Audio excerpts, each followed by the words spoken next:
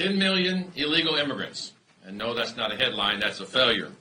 Since Biden took office at our southern border alone, there have been 8.2 million encounters and worse, 2 million known gotaways. Slipped past Border Patrol and disappeared into our communities. That's more gotaways than the entire previous decade combined. Every day we wait, more lives are lost to fentanyl flooding across our southern border. Under President Biden, over 200,000 Americans have died.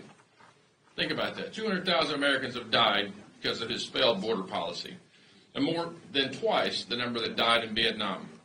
This has got to end, and it will on January 20th. The American people are fed up. They outright rejected Joe Biden's failed America Last agenda, but instead of listening, Biden doubled down. He's not just ignoring the crisis, he's selling off pieces of the border wall, as you all have been reading. I tell you this, that wall will be back in action on day one under President Trump when he returns to office. It will serve as a deterrent. It was meant to be because it works and the American people demanded it.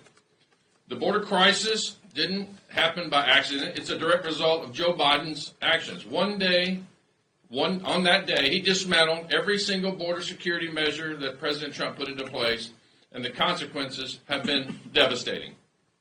For 4 years, Joe Biden put America last.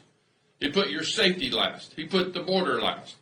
And when he came together and passed H.R. 2, the strongest border security bill this country has ever seen, Biden ignored it. He refused to act. Kamala Harris, that famous border czar, even said on national television that she wouldn't change a single thing. But here's the truth. Joe Biden created the crisis. No matter how much he pretends to care, he caused the mess we see. President Trump has promised to fix the crisis, and we know he can because he did it before. When Donald Trump is back in the White House on January 20th, America will have a secure border again. The American people are ready.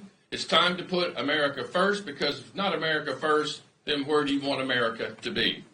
And end this chaos once and for all. We have 33 days until sanity is restored to the White House. I look forward to working with President Trump and my colleagues to shut down the border, send illegals home, and restore safety and security to our nation. And now, the very famous Scott Perry. Very famous. Famous or infamous?